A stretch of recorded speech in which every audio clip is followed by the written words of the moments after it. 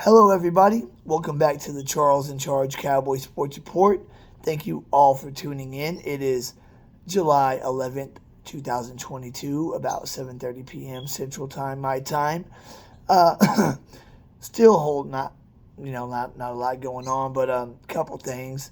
Uh, Shows that the Cowboys know that we have a hole, not a hole, but razor thin at the linebacking position. As it goes to proven players. Only two players with experience. Micah Parsons has 1 season. Van Der Esch has 4. And right now, our starting third linebacker, I think it's weak side, is Luke Gifford. Right now.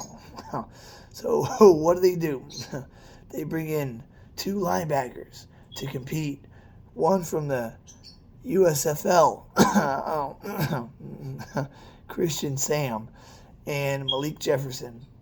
Come on, Steven.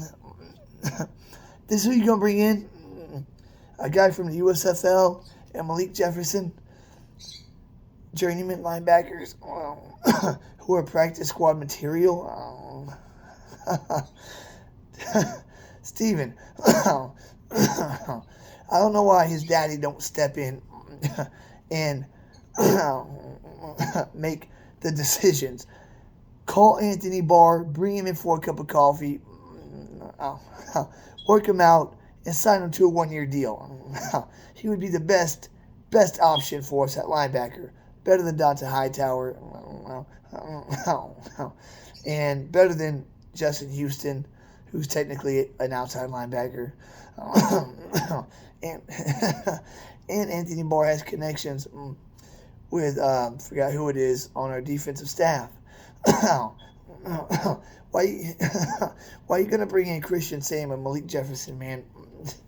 You trying to scrape the bottom of the barrel to save your way to $1 million, kind of like Rome said. You can't win in the NFL that way. You can't save your way to a Super Bowl. Steven, just sign Anthony Barr, at least him, if anybody.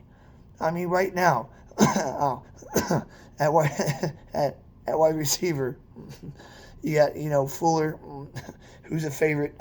Everybody wants to bring in T.Y. A lot of people want to bring Julio. OBJ won't be ready till end of the season. I was thinking, what about Djax? He's 35, contemplating retirement, but he still got the Jets, as y'all saw last year on Thanksgiving. Why not give him a call, bring him in for a cup of coffee, and sign him to a 1-year deal? Let him end his career with, 1 season with the Cowboys. He's a guy that can stretch the field, that can get behind the defense. Still, at his age, he still has the Jets. I just looked up. He is a free agent. It's funny that nobody's really talking about Deshaun Jackson. When he was healthy last year with the Raiders, he was effective. I mean, Anthony Brown had a good season last year, but just Deshaun Jackson made it a horrible Thanksgiving for him. And for us. And offensive line, our starters are pretty solid, but the depth isn't there right now. We'll see in about 2 weeks when training camp starts what our depth looks like. If the rookies like Let's Go and company don't look ready, or Josh Ball don't look ready to be swing tackle, you still got Dwayne Brown out there and Eric Fisher. Dwayne Brown's 36, but he would be the best swing tackle you could get right now in the free agent market. And J.C. Treader's only 31. Still out there at center. I thought he had a lot of health issues, but he hadn't missed a game in 5 years. People just say that his body's breaking down. But if he hasn't missed a game in 5 years, he's probably got another good, solid season left in him. Go for the gusto. Call him, bring him in, sign him to a 1-year deal because he is better than Biadasz, and let Biadasz sit on the bench his junior year and watch a proven veteran show him how it's done. Maybe that would help in Biadasz's development. I don't know. You still got Sue out there. I didn't know that Trey Flowers is still a free agent. I know at one time he was good. He's only 28. What's he doing still on the free agent market? That I don't know. And God forbid we have any injuries in training camp. I believe Joe Hayden and Chris Harris are still out there looking to sign with somebody. But just sign Anthony Barr. Get it over with, because it looks like with Devontae Bond now for the season and Christian Sam and Malik Jefferson, when they stink it up in camp, it looks like it's going to be inevitable. So just sign him now. Sign him now. And Dalton Schultz, God forbid Jake Ferguson is horrible his rookie year. Who are you going to have a tight end next year? And he's going to be more expensive after he has 100 catches, 1,200 yards, and 12 tubs this season, which I'm predicting he'll have. You got 4 more days to sign him. Sign the man to a 4-year, $60 million deal, half of it guaranteed. Because he's getting better every season. He's a great pass catcher. He gets a good yak, and he's not as bad as a blocker as people say. He does miss assignments on blocking. Yes, we've seen it, but he can hold his own. The NFC is so wide open. Aaron Rodgers loses his angel at wideout. I think Randall Cobb is the only guy on the receiving corps that he has to report with, and Randall Cobb's at the end of his career.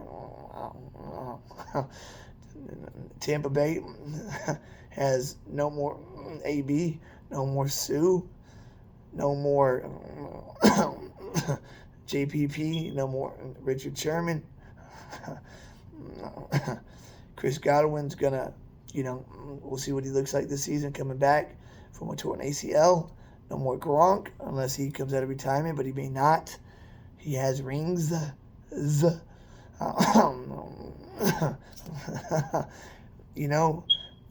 Besides the Rams, who are stacked, every team is vulnerable. And this is the season where you would think, looking at the terrain of the NFC, saying, man, this is a really good shot that we could represent our conference in the Super Bowl with a young, talented team that we have and a great defensive coordinator, Dan Quinn, who is the reason why the Seahawks went to 2 Super Bowls and won one. It wasn't because of Wilson and that offense. It's because of that Legion of Boom defense. And Dan Quinn is in the kitchen creating something special on defense. Y'all saw what he did in the first year. Even in year 2, if we don't have as many takeaways, we're going to be better in every other phase of the game, which will make up for that. And we'll probably get more sacks. And with Micah Parsons coming off, a year, going into his second year, I don't believe he's going to be an LVE, all-pro rookie and then decline. He looks like he's going to be, a next-generation talent. Transcend the linebacking edge rusher position on defense. Become a whole new hybrid player that the NFL's never seen before of what he can do. You saw in the Pro Bowl him, beat Tyreek Hill in a race. I know if Tyreek Hill was really taking it serious, that Hill would have won. It would shock me if Micah Parsons actually would beat the Cheetah if the Cheetah was taking it seriously. But that was impressive that Parsons did beat him There's no linebacker that's close to his speed. Micah Parsons has defensive back speed. He can play great linebacker, rush a passer like none other, and he can cover. I mean, what other kind of chess piece is there out there in the NFL like that? And Dan Quinn is a perfect man to develop such a talent. And I know he is so excited of having somebody of his caliber to develop. As Trayvon Diggs also will become his next Richard Sherman. Not the same style of play, but the same level of talent. And he's getting Anthony Brown, making Anthony Brown starting to look like a legit starter. And looking at the ESPN rankings, they were ranking all 32 quarterbacks. And y'all know they had Dak Prescott ranked at number 10? Yeah, Aaron Rodgers at number 1, Dak Prescott at number 10. Maybe it has something to do with what he did last season, playing on one leg, injured basically the whole season, and threw for 37 touchdowns, was 1 yard away from breaking Romo's passing yard record for a season. I mean, what he did last season, coming off such a horrific injury, is very impressive. No matter if you're an Eagles fan, a Redskin Giant fan, Steeler fan, Niner fan, Bills fan, any Cowboy rival fan, you got to admit it's pretty impressive, the performance that he had last year, coming off breaking his leg. And that bone was sticking out pretty far when he broke it. It was, thank the Lord he had that sock on, and it wasn't not exposed. Lord, that would have been, oh man. But he's in the best shape right now, which is good, because I think last season in a few games he was out of shape, and therefore late in the game, he would kind of get tired and wouldn't be as accurate, a la the Raiders game in overtime. If he's in shape, I believe he completes that pass to Noah Brown, get a first down and continue the drive, and hopefully score a touchdown in the game right there. Because usually the team that wins the coin toss in overtime has a really good chance to win the game. It just took KC 13 seconds to get field goal range. They win the coin toss. That was game over in the AC Championship game. In our 17-game schedule, we have 8 games versus teams with 7 wins or less. So the first 2 games of our season, at home against Tampa, at home against Cincy, our first 2 games of our schedule are the biggest of the year. I say that because if we start off 0-2, knock off Tampa and Cincinnati at home, given the schedule as light as it is, those 2 teams are 2 of the, you got Bucks, Cincy, Rams, Green Bay. We'll put Minnesota in there. We'll put Tennessee in there, because Tennessee or Indy, one of them will be tough. I think Tennessee will decline this year. Maybe the Colts probably a little better. And maybe say Philly. So out of the 8 tougher of the games, out of the 17-game schedule, if you knock out the first 2, that leaves you with 6 tougher matchups, and the rest against teams that were really bad last year. And I think we have a good chance of beating Tampa Bay and Cincy week 1, week 2. The Super Bowl hangover is real. The only team I've seen lose the Super Bowl and come back strong the next year was the Patriots in 2018. Look at every Super Bowl loser dating back to after the Bills went 4 years to the Super Bowl without winning it. So go to 94 when the Niners beat the Chargers.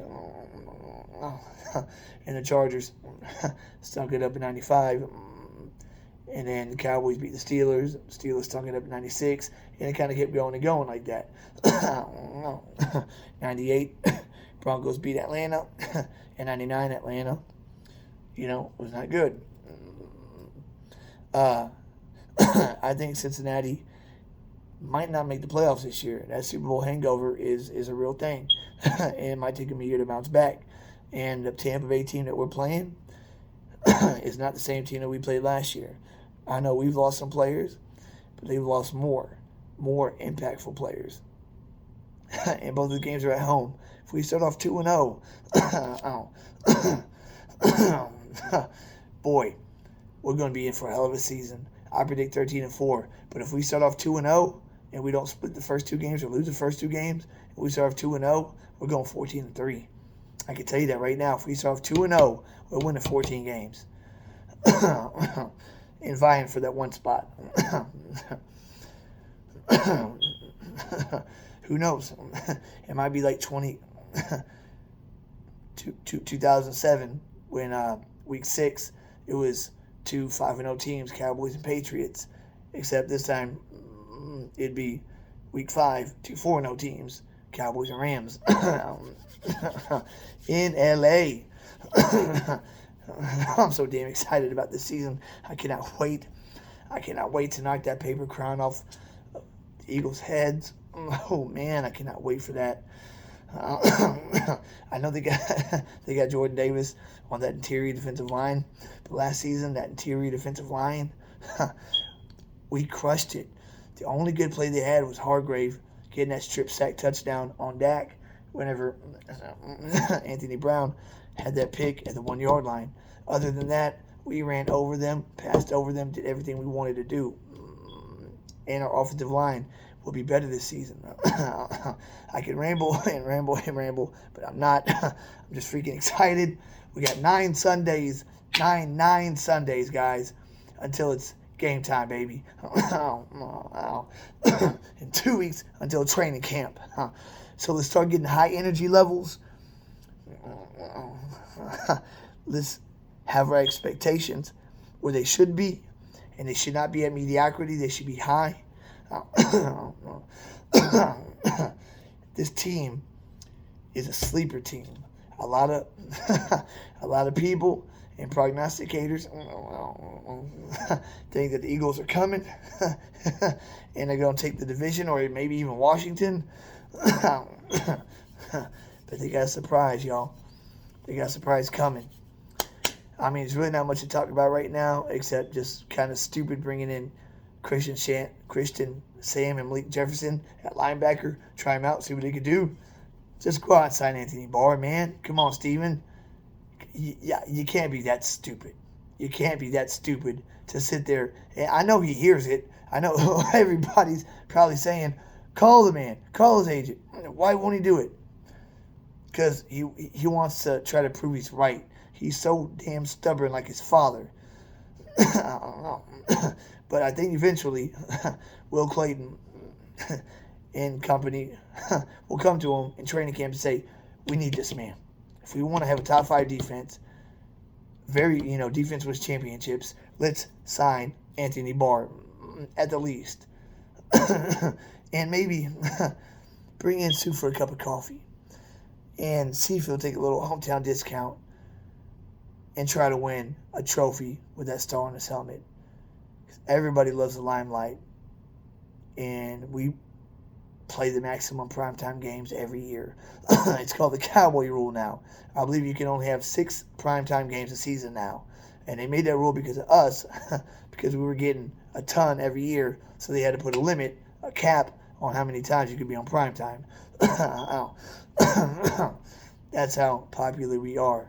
You either love us or you hate us. That's about it. Just touching base with y'all, kind of saying what's up. Little chit-chat. This and that. I think our defense is going to be great. I think Dan Quinn is building another Legion of Boom type defense. It's not a cover 3 type defense. It's its own identity defense. It'll have its own nickname this season. Somebody will come up with it, and won't be the High Boys. It'll be something else. And I think our offense won't be number 1 in points and yards. But I think we'll be a lot more physical, punch you in the mouth, and run the ball very well all year, the way it should be. And our special teams will be even better this year. Last season, when we had 4 blocked punts and a kick return for a touchdown, that's pretty damn good. 4 blocked punts. Now we need to start blocking some field goals. So let Bones Fossil work his magic on special teams. Let Dan Quinn have his cauldron and mix his magic recipe. And let Kellen Moore blossom and mature into a good offensive coordinator like he looked in the first 8 games of the season. That's it for this, guys. Please subscribe, like, and share. Have 120 subscribers. The channel's still new. I started it November 7th. From February to April, I had some real life stuff going on, so I made no videos. 3 months without videos, didn't help matters. Couldn't get no subscribers that way. So I'm at 120 right now, on a mission to 1,000, so I can start doing some live stuff and maybe, collaborate with Law on some shows, or Mark Holmes, or stuff like that, guys.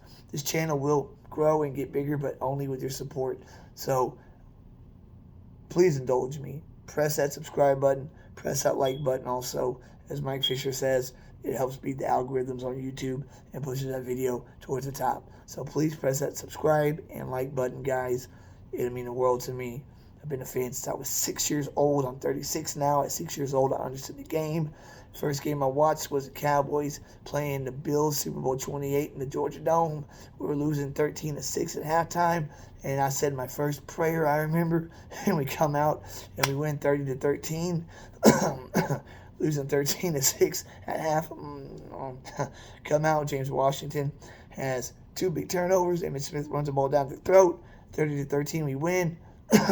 And I remember thinking, Lord, you answered my prayer. I was so excited. So I always kind of make a joke that the Cowboys led me to Christ.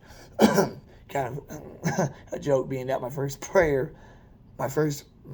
real prayer to God was about a Cowboy game. Kind of funny. And maybe as a young child he granted it. And maybe I'm the reason why we won Super Bowl 28. Because a 6-year-old boy put his faith out there to God, and God, went into that locker room and gave everybody a sip of that MJ magic juice, like in Space Jam. All right, guys, that's it for now. Charles in Charge will catch y'all on the flip side. Hopefully this next video I have will be about some good stuff, signing a good free agent, or some positive news of some sort, some excitement, instead of being bored. It's very boring right now. But that's it for now, guys. Y'all be cool, stay fresh. If you're in Texas like I am, stay cool for sure. And I'll catch y'all on the flip side, guys. Deuce.